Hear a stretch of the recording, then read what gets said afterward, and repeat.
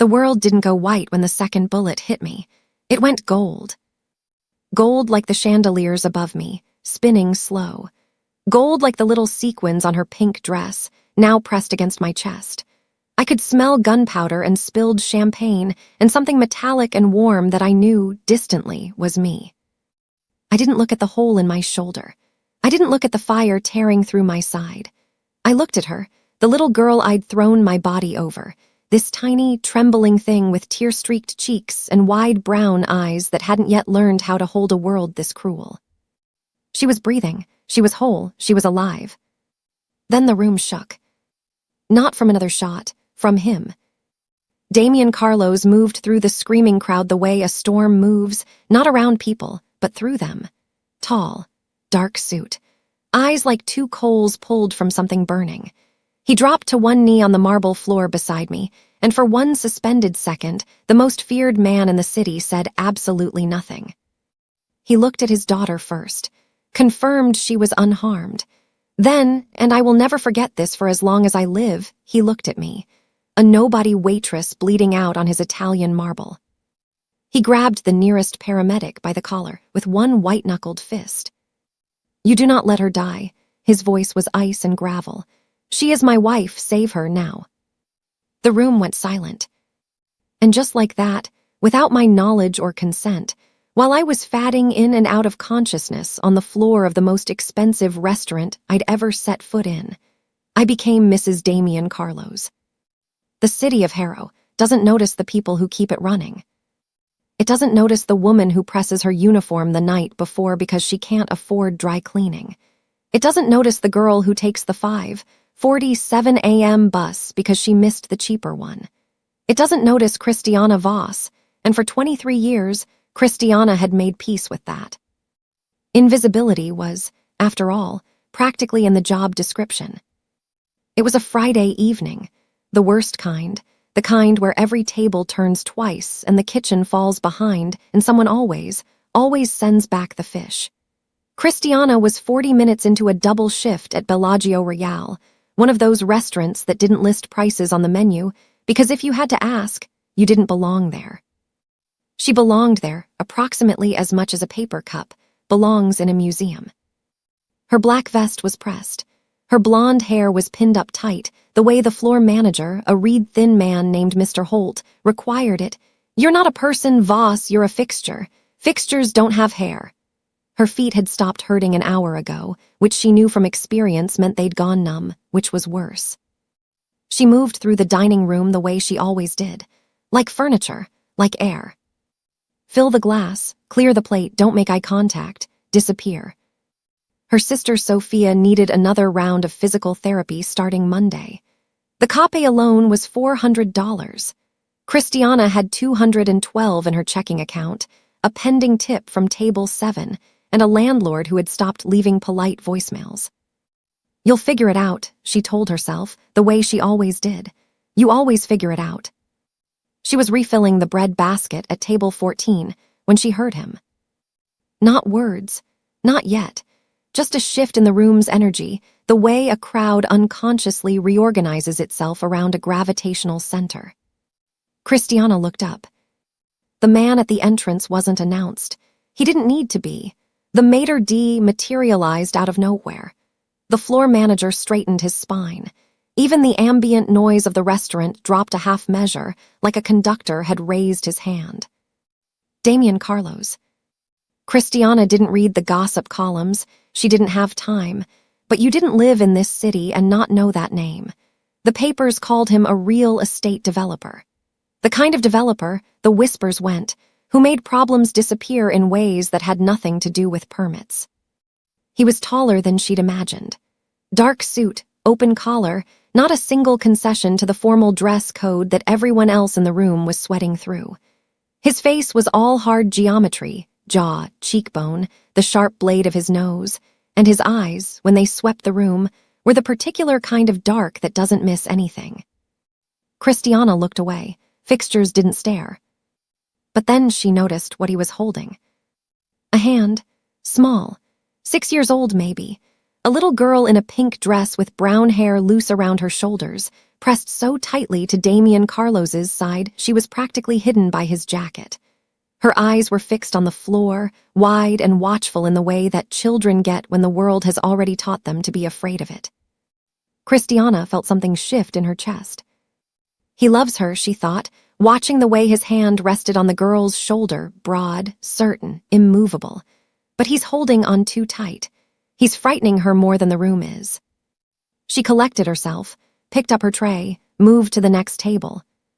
She had enough problems of her own. The night wore on. The kitchen fell behind. She'd been right about that. Christiana was stacking dessert plates near the service station when she felt it. A small pressure on the hem of her vest. She looked down. The little girl in the pink dress was standing beside her, alone. No bodyguards in sight, they'd clustered near the entrance, distracted by a commotion near the coat check. She had her father's dark eyes and none of his armor, and they were filling, right now, with tears she was clearly trying very hard not to let fall. "My rabbit," she whispered. "I dropped her. Papa says I'm too old for her, but I dropped her and she's under the table and I can't reach." Christiana set down the tray. She crouched, knees protesting, back aching, and lifted the corner of the heavy white tablecloth. There, half hidden in shadow, was a small stuffed rabbit, one ear slightly bent, wearing a tiny knit sweater. She picked it up, smoothed the ear back into place, looked at the girl. "What's her name?" The girl blinked, like no adult had asked her that in a while. "Mila." "Mila's okay," Christiana said softly, handing the rabbit over. "She just got a little lost. Happens to the best of us." The girl clutched the rabbit to her chest. Then, so quietly Christiana almost missed it, "My name is Nina." "I'm Christiana," she smiled. "You can call me Chris." For the first time all evening, Nina Carlos smiled back. Neither of them saw the man in the black ski mask moving toward the entrance. Neither of them saw the gun. But Christiana's body did, before her mind caught up, before she could think or weigh or hesitate. And when the crack of the first shot split the room open like a thunderclap, she was already moving. She was already between the bullet and the girl. Welcome to our channel. Before we follow Christiana into the gilded, dangerous world she's just been thrown into, let us know in the comments where you're watching from and what time it is there. Hit that like button and subscribe so you don't miss a single chapter of this story. The crack of the first shot didn't sound like the movies. It was smaller, sharper, like someone had snapped a thick piece of wood directly beside Christiana's ear. And then the screaming started, not one voice but all of them at once, a wave that broke over the dining room and swept every carefully constructed illusion of civility straight off the marble floor. Christiana didn't decide to move. Her body made the decision for her. 1 second she was crouched at Nina's level, handing back a stuffed rabbit named Mila. The next she was upright, spinning, her arms locking around the little girl's shoulders and pulling her in hard against her chest, shielding her the way you'd cover a candle flame from the wind, instinctively, completely, with whatever you had. What she had was herself, a 23-year-old waitress in a pressed black vest and a white button-down shirt. No armor, no training, nothing between her and the gunman except 4 feet of open air and the stubborn, animal fact that she was still standing. The masked man moved fast. Black clothes, black gloves, ski mask pulled low. He wasn't frantic, that was the terrifying part. He wasn't panicking with the crowd. He was cutting through it, shoulders down, eyes fixed, the way someone moves when they have a single purpose and have rehearsed it many times in the dark. The gun was already raised, already aimed. At Nina. Christiana saw the tattoo on his wrist in the half-second before everything happened. A flash of dark ink above the glove line, some kind of serpent or blade. She couldn't be sure. And then she stopped seeing anything clearly because the second shot came, and this one didn't miss. It caught her in the left shoulder and spun her sideways. The pain was extraordinary.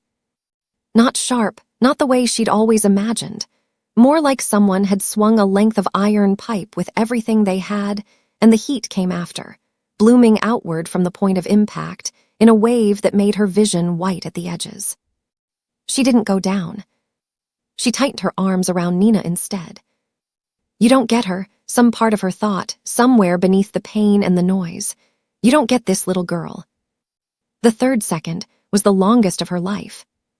She was turning, trying to get her body fully between Nina and the shooter, when the next shot came. Lower, her right side, just beneath the ribs, this one buckled her. Her knees hit the marble and the impact jarred up through her bones, and the tray she'd been holding somewhere, she'd forgotten she was holding it, clattered somewhere far away. She went down. But she went down folded over Nina, arms still locked, still holding. The room was chaos. Chairs overturned, guests stamping for exits. Someone was shrieking in Italian near the kitchen doors. She could hear glass breaking, more shouting, the heavy thunder of running footsteps, bodyguards. She registered dimly, finally mobilizing, finally closing in. Somewhere in the distance there was another shot, and then silence where the gunman had been, and she understood without being told that he was gone. She was on the floor. She was cold, which surprised her. The room had been so hot all evening. Nina was beneath her, unhurt, crying in the high, broken way that children cry when they are past frightened and into something older and rower than fear. It's okay, Christiana whispered into her hair. Her own voice sounded far away. You're okay, I've got you, I've got you. She was aware of the marble against her cheek. She was aware of the warmth spreading through her white shirt, soaking the fabric in a way she couldn't look at directly. She was aware, in some remote and floaty part of her mind, that this was probably very bad. Then the room shook. Not literally, but the energy shifted the way it had when he'd first walked in, that same gravitational collapse of space around a single point. She heard his voice before she saw him, low and absolute and burning with a controlled fury that was somehow more frightening than shouting. Nina. One word, the little girl answered with a sob. Footsteps. Fast. Then he was there, dropping to his knees on the marble beside them, his hands moving to his daughter first, checking her face, her arms, her small shaking hands, running the rapid, wordless inventory of a father, confirming with his own body that his child is whole, satisfied, unharmed. And then his eyes moved to Christiana. She looked up at him from the floor. Damian Carlos, the most feared man in the city, kneeling in a spreading red stain on his own restaurant floor, staring at a waitress he didn't know. She expected him to look through her, the way people like him always did. He didn't. His jaw was tight. His dark eyes were burning with something complicated, fury, she thought, and beneath it something rower, something it looked like he hadn't had practice showing. He reached out and pressed his hand to her side, firm and direct, staunching the bleeding with the calm of a man who had seen wounds before, and she had to bite down on a sound that would have embarrassed her. The paramedics arrived in a rush of voices and equipment. He stood, grabbed the nearest one by the collar. She does not die, his voice was granite. Do you understand me? She does not die, she is my wife. Christiana blinked up at the spinning chandelier. Wife, she thought, with the last clear piece of her mind before the gold closed in. He doesn't even know my name. If you can't stand cowards who target innocent children the way this masked gunman did, hit subscribe and drop. Protect the innocent in the comments. Let's make it clear, we don't side with pure evil. The paramedics moved around Damian Carlos the way water moves around stone, accommodating him, rerouting themselves, never quite touching him. There were 4 of them, efficient and practiced, and under any other circumstances, Christiana imagined they would have been the most authoritative presence in any room they entered. Not tonight. Damian stood at the edge of the gurney they'd materialized from somewhere, arms crossed, watching every set of hands that touched her with the focused intensity of a man cataloging each movement for future reference. He hadn't raised his voice again after that first declaration. He didn't need to. The temperature of his silence was enough. Christiana was only half present for it. The pain had moved through its first extraordinary phase and settled into something deeper and more systemic, a heavy, dragging weight in her shoulder and side that made each breath feel like a negotiation. The ceiling of Bellagio Real slid past above her in a blur of warm light and pale plasterwork. Someone had cut her vest open. She mourned it, distantly. It was the only one she owned. Blood pressure is dropping. We need to move now. Then move, Damien said. Sir, if you could step back. He didn't step back. What he did instead was fall into stride beside the gurney as they wheeled her toward the service exit, one hand resting on the rail with a casual possessiveness that somehow communicated ownership of the entire situation. A bodyguard materialized on his left. Then another. By the time they reached the corridor, there were 6 of them, a moving wall of black suits that parted the remaining staff and shell-shocked guests like a tide going out. Christiana turned her head. Nina was being carried by a woman she didn't recognize, dark-haired, composed, clearly on Damien's staff. The little girl's face buried in the woman's shoulder, the stuffed rabbit still clutched in both hands. The sight of it made something in Christiana's chest pull in a way that had nothing to do with the bullet wound. She's still holding Mila, she thought. Good. Outside, the night air hit her like cold water.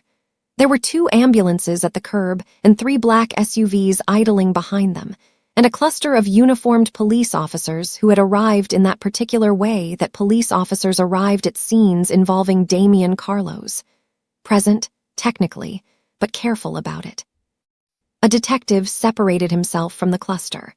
Older man, gray at the temples, the practiced expression of someone who had learned long ago that certain inquiries in this city had ceilings. Mr. Carlos, we're going to need a statement and we'll need to speak with. His eyes moved to Christiana on the gurney. Any witnesses to the incident, including any individuals being transported. Damien didn't look at him immediately. He finished watching the paramedics load Christiana into the ambulance first, satisfying himself with whatever internal checklist he was running, and only then turned to face the detective with the unhurried attention of a man who had decided how this conversation would go before it began. My wife was shot protecting my daughter, he said, flat, factual, like he was reading from a document. She will be receiving private medical care. You have my attorney's number. Mr. Carlos, protocol requires. My attorney's number, Damien repeated, in exactly the same tone, and something in the specific quality of his stillness made the detective stop talking. He turned back to the ambulance and stepped up into it without being invited, settling himself on the narrow bench beside the gurney with the air of a man taking his usual seat at a table he owns. The paramedic inside opened his mouth, closed it again. Christiana looked up at him. The overhead light in the ambulance was harsh and white, and it stripped away whatever architecture of authority he'd been wearing all evening, and for a single unguarded second, she could see something underneath it. Not softness, exactly. More like the outline of a different man, one who was held together, right now, by the specific iron discipline of someone who cannot afford to come apart. I don't know your name, she said. Her voice came out rougher than she expected. He looked at her. Damien. I know that part, she exhaled slowly, carefully. I mean you don't know mine. Something moved in his expression, not quite discomfort, more like the acknowledgement of a fact he'd already registered and had not yet decided what to do with. Christiana Voss, he said. 23, Queen's Address. Sister named Sophia, currently enrolled in outpatient physical therapy at Mercy General, Tuesday and Thursday mornings. She stared at him. I run background checks on all Bellagio staff, he said, by way of explanation that explained very little about the particular way he'd recited that information, from memory, without hesitation, as though he'd read her file more than once. The ambulance moved, sirens. But muted, the kind of muted that suggested someone had made a call ahead about the route. The paramedic worked around Damien with the resigned efficiency of a man who had accepted his spatial situation and was making the best of it. You called me your wife, Christiana said. Yes. I'm not your wife. No, he agreed, but the cartel that sent that man tonight will spend the next 72 hours trying to determine whether you can identify him. If you are nobody, a waitress, a witness, a loose end, they will find you before the police do. He looked at her steadily. If you are my wife, they have a different calculation to make. The city slid past the ambulance windows. Somewhere behind them, A little girl in a pink dress was being driven to a fortress with a stuffed rabbit pressed against her heart. Christiana looked at the ceiling. "You could have just said thank you," she said quietly. For the first time, something shifted at the corner of Damien Carlos's mouth. Not quite a smile, the ghost of the memory of one. "Thank you, Christiana Voss," he said. "Don't die." The first thing she was aware of was the quiet. Not the quiet of her apartment in Queens, which was never truly quiet, always the radiator knocking, the upstairs neighbor's television bleeding through the ceiling, the distant percussion of the city doing what the city always did. This was a different kind of quiet, the deliberate, engineered kind, the kind that costs money. The second thing she was aware of was the ceiling.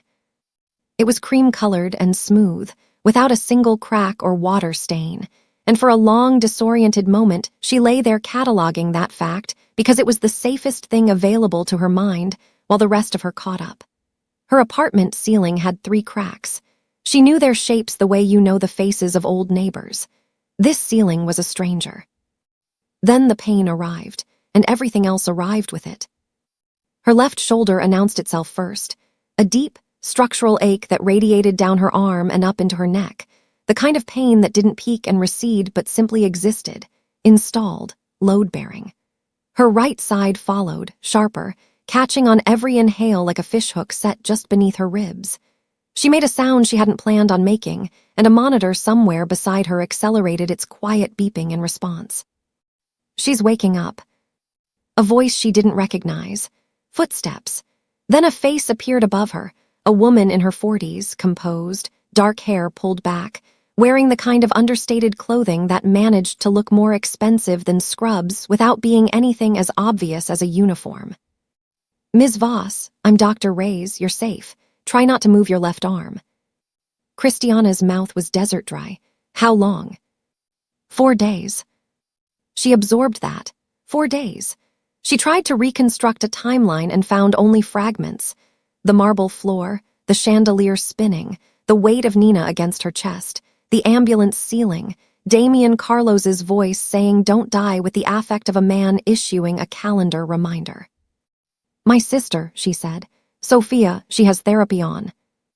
"Your sister has been contacted and is aware you're recovering. She's been told you're receiving private care following a workplace incident." Dr. Reyes said it smoothly, the practiced delivery of someone who had been briefed on exactly what to say. "She's been taken care of." Christiana didn't know what that meant. She was too tired to pull on the thread yet. She looked around the room properly for the first time. It was large. It was not a hospital room, or rather, it had been arranged to contain everything a hospital room required while looking nothing like one. The bed was wide and white, and the monitoring equipment was there but tasteful, if medical equipment could be called tasteful, and the window to her left showed a skyline she recognized with a distant lurch as being significantly higher up than anything she'd ever woken up in before.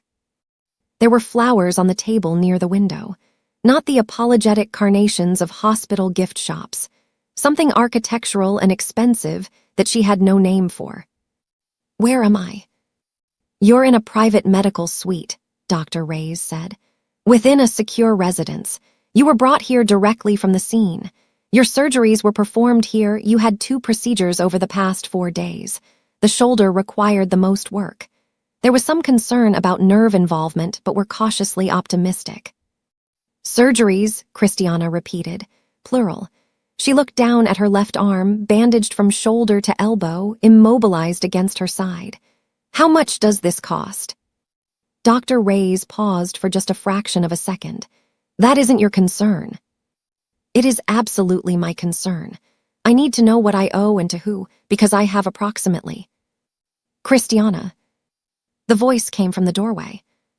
She turned her head, slowly, and Damien Carlos was standing there in a dark gray shirt with his sleeves rolled to the forearm, looking like a man who had not slept particularly well, but would never admit it. He had a folder in one hand.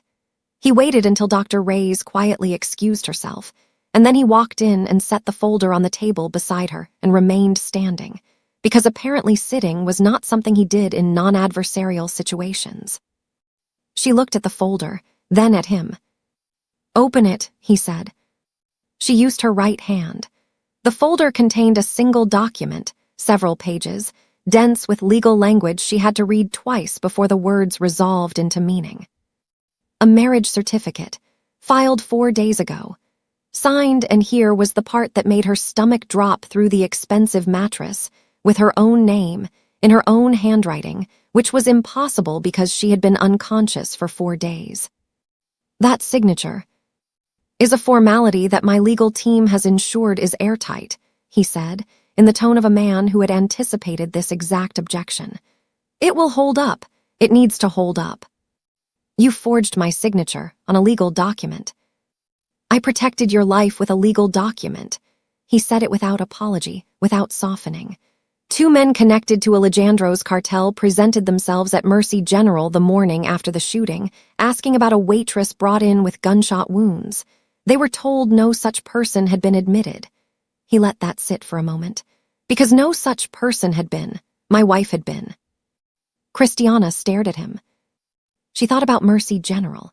She had been to Mercy General's emergency room twice in the last year, once for Sophia, once for a burn from the restaurant kitchen that she'd waited 4 hours to have looked at before a resident spent 6 minutes telling her what she already knew. She thought about the bill from Sophia's last round of treatment, still sitting on her kitchen table, the total circled in red by a collections agency with a P.O. box in another state. She thought about the ceiling of this room, smooth and cream-colored, and without a single crack. This is legally binding, she said. Yes. I didn't consent to it. You were unconscious. Something moved behind his eyes, not quite guilt, but its more complicated cousin. I made a decision. You can be angry about it. I am angry about it. Good, he said quietly. Anger means you're alive. She looked back at the certificate, at her name next to his. At the date she'd been unconscious, signed into a life she hadn't chosen by a man who hadn't asked. Outside the window, the city she'd spent her whole life at the bottom of glittered 50 floors below. Do you hate broken systems that force hardworking people like Christiana into impossible situations? Hit that like button and drop. Everyone deserves care. In the comments, if you believe the system is completely rigged. The penthouse occupied the entire top floor of a building that didn't have its address listed anywhere public, which Christiana learned from Marco. One of Damien's quieter bodyguards, the one who'd been assigned to push her wheelchair, and had the decency to answer basic questions without making her feel surveilled for asking them. The elevator required a keycard and a 6-digit code, and on certain floors, a biometric scan, which Marco performed without breaking stride, pressing his thumb to a panel with the boredom of long habit. The doors opened directly into the residence. No hallway, no neighbors, no buffer between the elevator and Damien Carlos's world. The world was immaculate. Christiana had cleaned enough wealthy people's spaces over the years, hostessing, waitressing, the occasional catering job, to recognize the particular texture of money that had stopped trying to prove itself. No gold fixtures, no ostentatious art, just space, clean and enormous and perfectly proportioned, furnished in charcoal and slate and warm wood. With floor-to-ceiling windows that made the city look like something you owned rather than something that owned you. She hated how beautiful it was. It was easier when the cage was ugly. The staff had been assembled in a loose, unconvincing approximation of a welcome. 6 of them, positioned near the main living area with the careful arrangement of people who had been told to be here and had complied. A head housekeeper named Mrs. Albrecht, 60s, silver-haired, a posture like a measuring rod, who looked at Christiana's wheelchair, her hospital-issue compression socks, her borrowed cardigan, and produced a smile so thin it was essentially a straight line. Mrs. Carlos, she said. The name landed with a very slight emphasis, the kind that required plausible deniability. Welcome. Christiana is fine, Christiana said. Mrs. Albrecht's smile didn't change. Of course. The others introduced themselves in quick succession. A chef, 2 housekeepers, a personal assistant named Greta who was 20-something and efficient and managed to look through Christiana while maintaining full eye contact. The bodyguard rotation was explained. The schedule for the medical team was explained. The rules of the residence, delivered by Mrs. Albrecht in the pleasant tone of someone describing a minefield, were explained. Christiana nodded through all of it with the practiced patience of a woman who had spent 5 years taking instructions from floor managers who spoke to her like furniture. She knew this register. She just never encountered it in a home before. Damien was not there for the welcome. He was, Marco had explained on the ride up, attending to business. He would be back by evening. In the meantime, she should rest. The medical team would be arriving at 2 for her first physical therapy assessment, and if she needed anything, she could press the call button on the panel beside her bed. The bedroom assigned to her was not the primary suite. It was, however, the size of her entire queen's apartment, with a bathroom whose shower she spent a bewildered moment simply standing in the doorway of tallying fittings. The window looked east. The bed had 7 pillows, which struck her as a theological position rather than a practical one. She didn't rest. She sat in the chair by the window with her immobilized arm and her aching side, and watched the city 50 floors below, and tried to locate herself inside her own life. The physical therapist arrived at 2. His name was Daniel, and he was the first person in the building to speak to her like a human being, pulling up a chair to her level and explaining, with calm specificity, what the next several weeks would look like. The shoulder was the primary concern. The bullet had done structural damage that the surgery had addressed, but the nerve involvement meant that recovery would be slow and nonlinear, and she should understand, sometimes very painful. "How painful?" she asked. "Enough that you'll want to stop," he said. "Don't stop." She respected that. They started that afternoon with range of motion assessments gentle enough to seem manageable, and she filed away the way her shoulder responded, the specific location of each limit, each white flare of resistance, the way she used to file away difficult tables at the restaurant. Information. Workable. What was less workable was Mrs. Albrecht appearing in the doorway of the therapy room 17 minutes into the session to inquire, in her pleasant minefield voice, whether Mrs. Carlos would be requiring the staff to rearrange their cleaning schedule around these sessions on a daily basis, or whether a more predictable timetable could be established. Christiana looked at her. Whatever works best for the schedule. It's simply that the medical team does tend to require quite a lot of the common spaces, and Mr. Carlos's residence operates on a very precise. "Mrs. Albrecht," Christiana said, in the same even tone she'd used on difficult customers for 5 years, the tone that was technically polite and communicated everything beneath that politeness with perfect clarity. "I didn't choose to be here. I got shot. If the cleaning schedule needs adjusting, I trust you'll manage it." Mrs. Albrecht's smile went straight line again. She withdrew.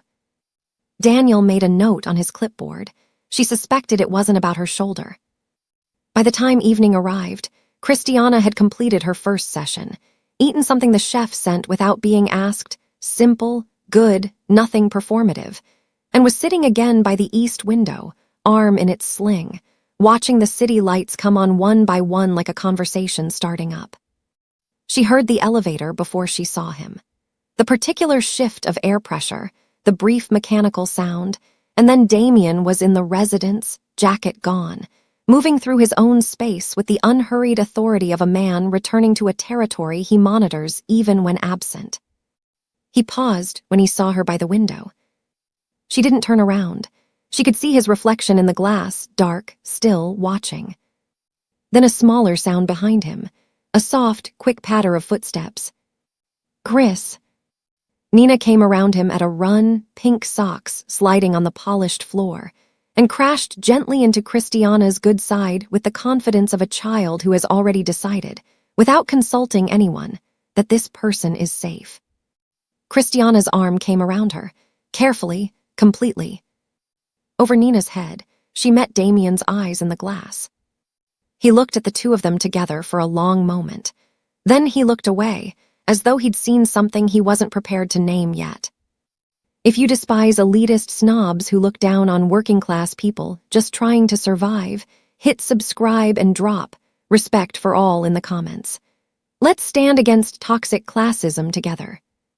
She had learned the sounds of the penthouse the way she'd once learned the sounds of her apartment.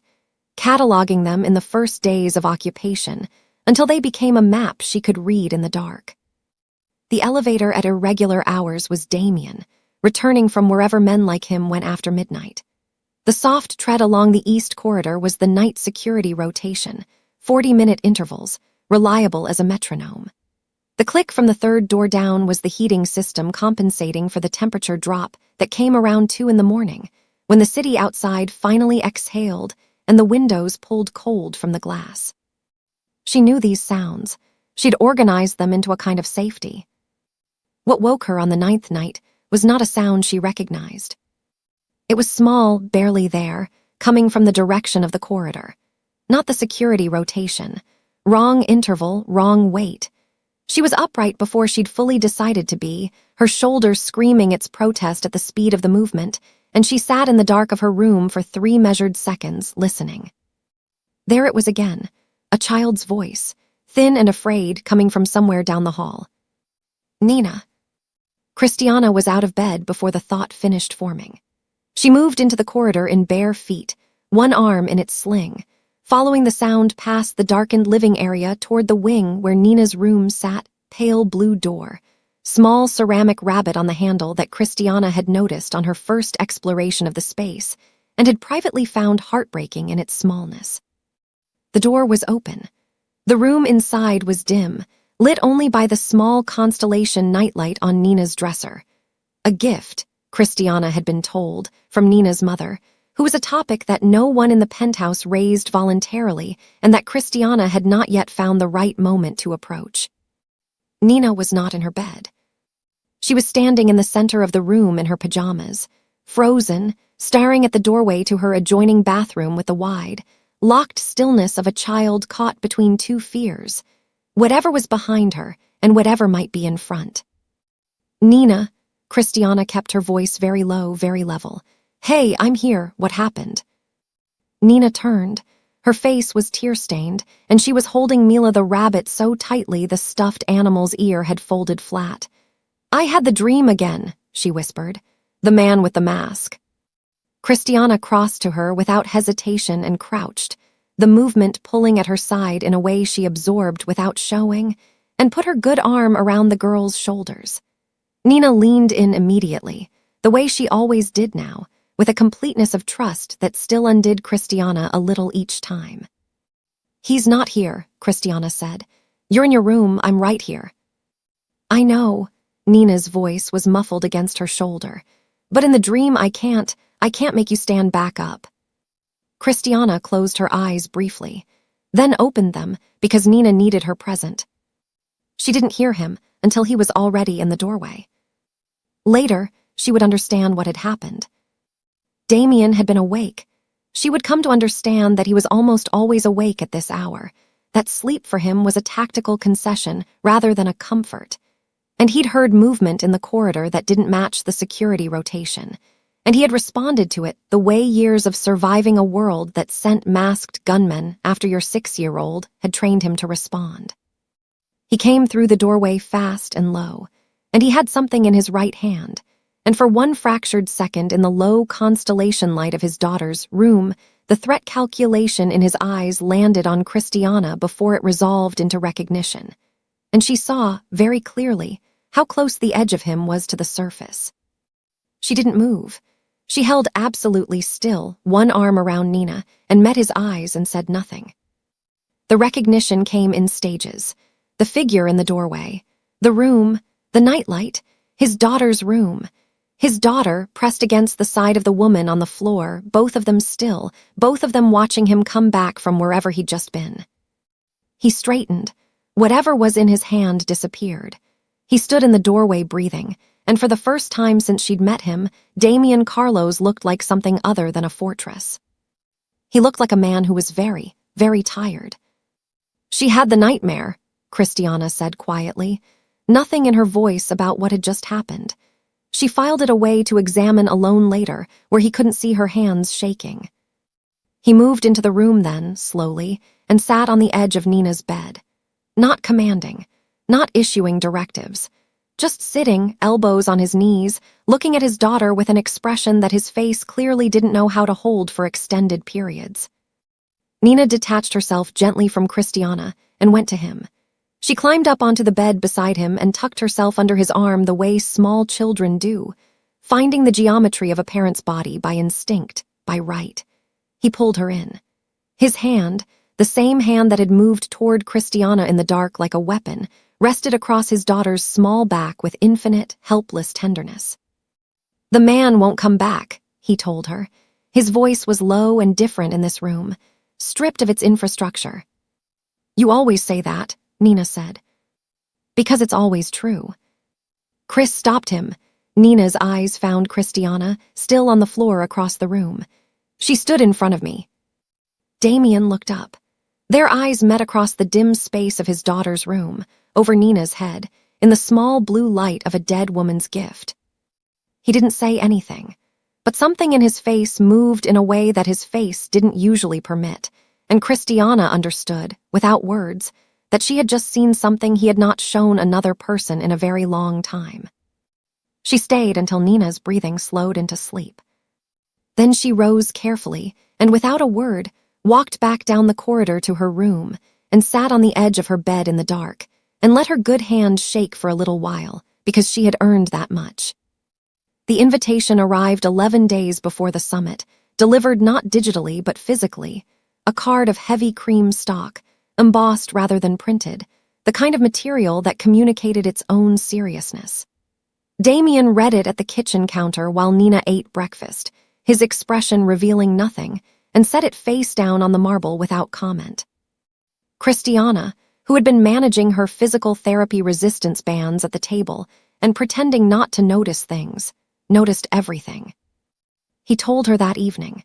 He stood at the window, his thinking position. She'd learned, the city spread below him like a thing he was deciding what to do with, and explained it with the same flat economy he used for everything that mattered. The Meridian Summit, held twice yearly. Every significant power in the regional underworld in one room, ostensibly to maintain the agreements that kept the violence at manageable, business-appropriate levels. Attendance was not optional. Absence was read as weakness or guilt or both, and in that world the distinction rarely survived long enough to matter. He would be attending, and she, as his wife, was expected beside him. Christiana set down her resistance band. Expected by who? By everyone, he said, Alejandro in particular. She understood then. This wasn't an invitation.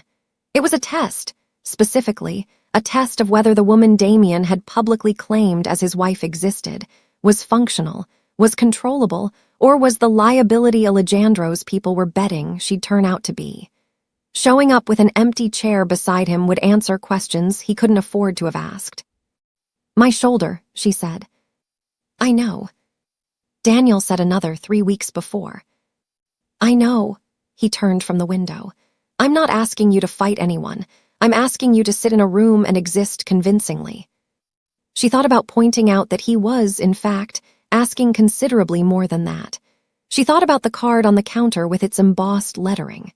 She thought about the tattoo she'd seen on the gunman's wrist, the serpent blade, the flash of dark ink in the half-second before everything had gone gold and loud. "I'll need something to wear," she said. Something shifted at the corner of his mouth. Not quite the ghost of a smile she'd seen in the ambulance. Something slightly more inhabited than that. "Greta will arrange it," he said. Greta arranged it with the efficient, unreadable energy she brought to everything, producing 3 options within 48 hours. Each one selected, Christiana understood, to communicate a specific message to a specific room. She chose the darkest one, a deep navy that was almost black, structured at the shoulder, cut to allow for her sling if she needed it. Armor dressed as elegance. It felt right. The physical therapy continued.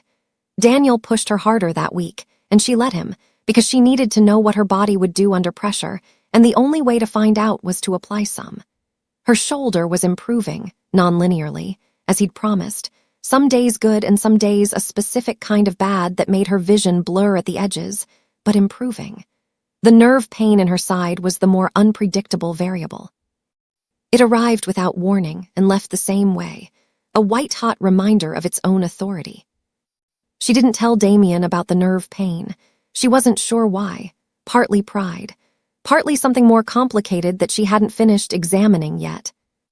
The night before the summit, she found Nina in the hallway outside her room, Mila tucked under one arm, not quite lurking but not quite not lurking either. "You're going somewhere tomorrow," Nina said. "Just for the evening. I'll be back before you wake up." Nina considered this with the focused skepticism of a 6-year-old who had learned not to take time guarantees at face value. "You have to come back," she said finally, "because we haven't finished the book." They were 3 chapters into a novel Christiana had found on the penthouse's largely decorative bookshelf. An adventure story about a girl who could speak to birds, which Nina had selected with decisive authority, and which Damien had walked past twice during reading sessions without comment, though Christiana had noticed him slow his pace each time. "We'll finish it," Christiana said. "I promise."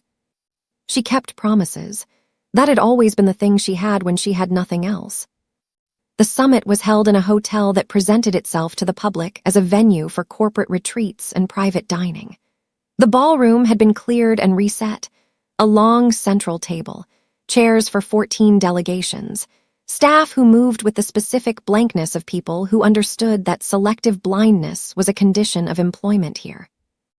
They arrived in the second car of a 3-vehicle convoy, and when Damien stepped out and turned to offer his hand to help her from the car, it was the first time he'd touched her since the ambulance, since his hand pressed to her side on the marble floor, and she registered that fact and set it aside and took his hand and stepped out into the cold night air.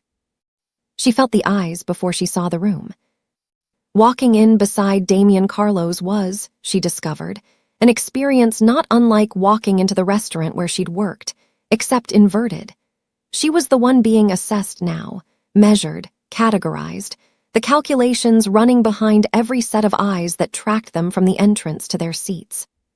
She kept her posture straight, her expression neutral, her breathing even, which cost her something because the nerve pain had chosen tonight to make one of its unannounced appearances, a low burn in her side that she absorbed through her teeth and did not show. At the far end of the table, a man watched their entrance with the particular quality of attention that belongs to people who ordered the thing that made this necessary. Dark-suited, silver-templed, wearing a smile that had nothing behind it, the kind of smile that was purely structural, like columns holding up a ceiling with nothing inside the building. Alejandra. He raised his glass, fractionally, in their direction. Damien's hand tightened at the small of her back. A warning or a steadying, she couldn't tell which, maybe both. She met Alejandro's eyes across the table and kept her face like marble and thought about the tattoo on a gunman's wrist and a little girl in a pink dress and a stuffed rabbit with one bent ear. She thought, not yet. But soon. Hit subscribe if you believe arrogant bullies like Alejandro always get what's coming to them. Drop down with bullies in the comments if you're ready to see the villain fall. The first hour of the summit was a performance, and everyone in the room knew it. Pleasantries in 3 languages.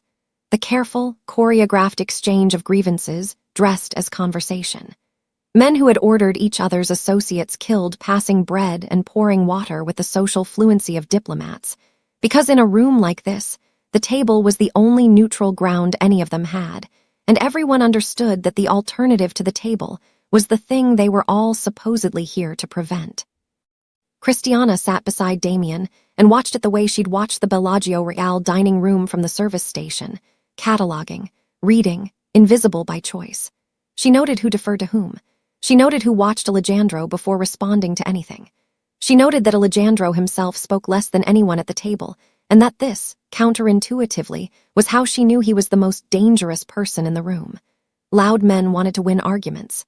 Quiet men had already decided outcomes. Her side was a problem. The nerve pain had settled in during the drive and hadn't left. A sustained burn that radiated from her lower right ribs in waves, she was managing through controlled breathing and the specific mental discipline of someone who had worked double shifts on sprained ankles and smiled through all of it. Damien had noticed. She could tell by the fractional way he'd adjusted his position twice, angling slightly toward her, close enough that she could lean if she needed to, but she hadn't leaned, and he hadn't said anything, and that wordless negotiation between them had become its own kind of language over the past weeks. The wheelchair had been Damien's contingency. She'd refused it in the car. He'd had it brought anyway, positioned discreetly near the room's east wall, because he was a man who planned for the versions of events where other people's pride lost to their body's limitations. She'd noted it when they entered. She'd noted its location the way she noted exits.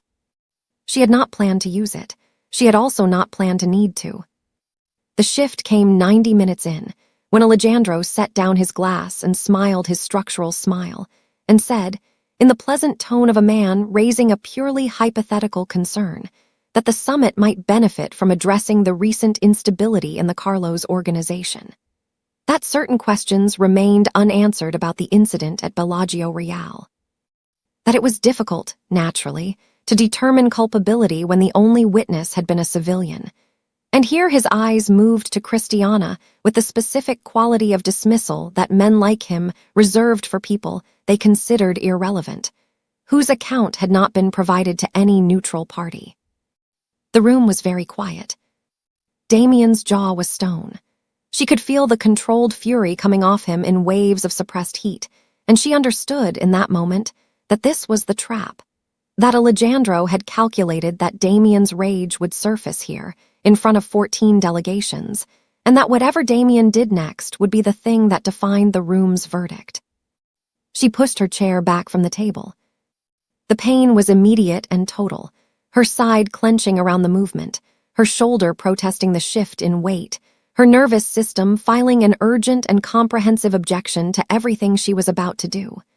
She processed all of it and kept moving, both hands on the table's edge, and she stood up. The room watched her. She was aware of Damien going still beside her, not stopping her, still.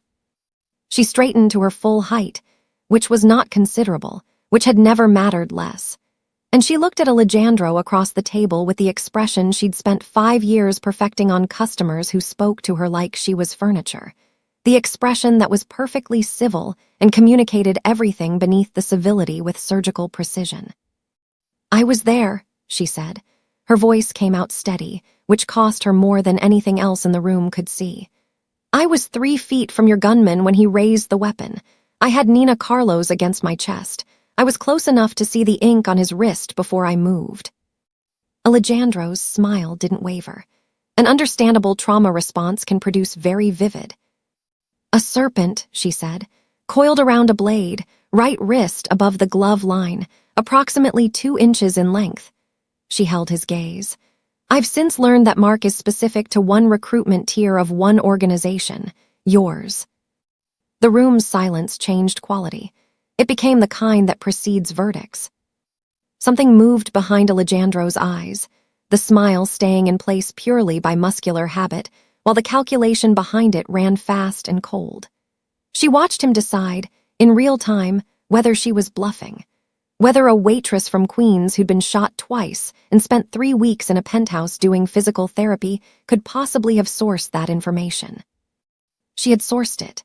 She had asked Damien questions, carefully, over many evenings, and Damien had answered them carefully, because he was a man who recognized preparation when he saw it and had the rare wisdom not to underestimate it based on where it was coming from.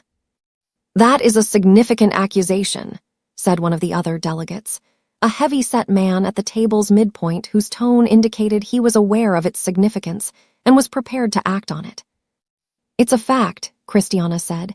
"The difference matters."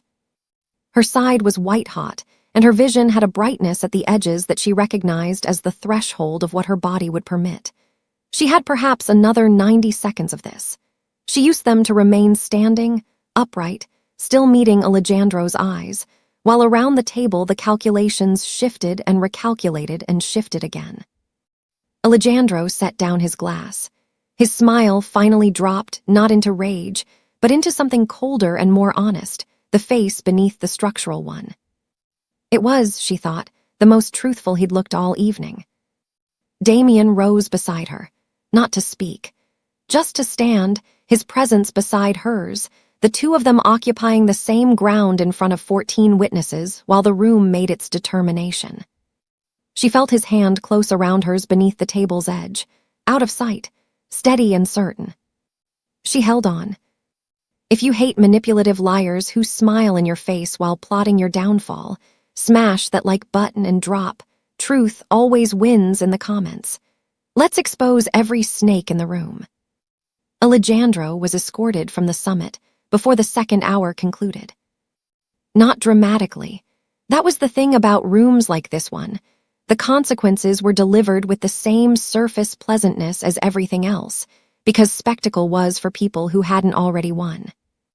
Two of the neutral delegates flanked him with the choreographed courtesy of men performing a function they had performed before, and Alejandro stood and buttoned his jacket and walked out with his smile reinstalled, because men like him didn't concede anything, even the expression on their face, even at the end.